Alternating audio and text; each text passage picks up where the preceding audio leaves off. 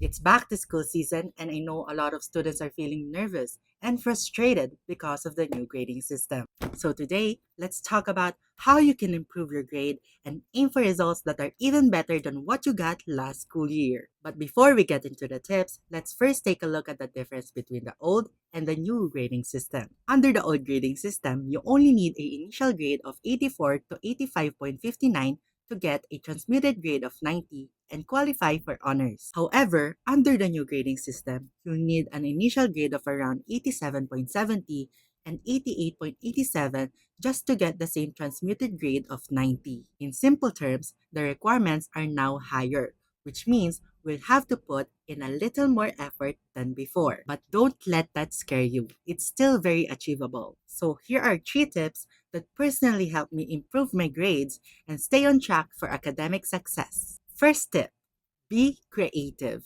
I know you've heard this before, but it really helps you boost your grade, especially when taking notes. Don't just copy everything. Add your own style like highlights, colors, so your teacher can see your effort. Like what I did here. Look at the score I got. For the second tip is advanced studying.